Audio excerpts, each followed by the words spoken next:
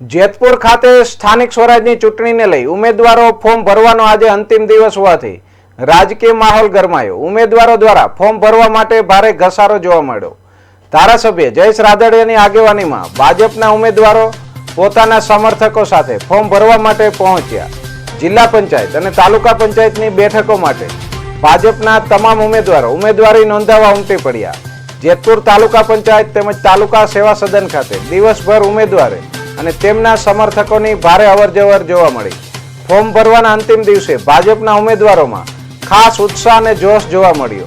આ સમગ્ર પ્રક્રિયા દરમિયાન ચૂંટણીનો માહોલ સ્પષ્ટ રીતે દેખાયો અને આગામી દિવસોમાં પ્રચાર વધુ તેજ બનવાની શક્યતા વ્યક્ત કરવામાં આવી છે।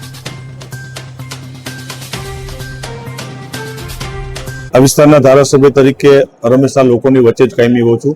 ચૂંટણી લોકશાહીની અંદર તો પ્રક્રિયાનો ભાગ હોય છે, પણ હંમેશા લોકોની વચ્ચે કાયમી માટે મારો વિસ્તાર છે, કાયમી લોકોની વચ્ચે રહ્યો છું અને લોકોના સુખ દુઃખની અંદર ભાગીદાર બને છે। ગ્રામ્ય વિસ્તારો હોય, શહેરી વિસ્તારો હોય, વિકાસના કામ માટે હંમેશા પ્રાયોરિટી આપી છે। લોકોના સુખ દુઃખની અંદર ભાગીદાર બની અને લોકોના ગમે એવા પ્રશ્નો આવતા હોય એમાં હંમેશા એક આગેવાન તરીકે મેં હંમેશા કાયમી સાથ અને સહકાર આપ્યો છે। એટલે ચૂંટણી કીધું એમ કે સ્વાભાવિક લોકશાહી અંદર આવતી હોય, અમે હંમેશા કાયમી ગામડાની વચ્ચે લોકોની વચ્ચે રહેવાવાળા માણસ છીએ, એટલે ચૂંટણી પ્રક્રિયાનો ભાગ છે અને એ મુદ્દા સાથે અમે કાયમી માટે ચૂંટણી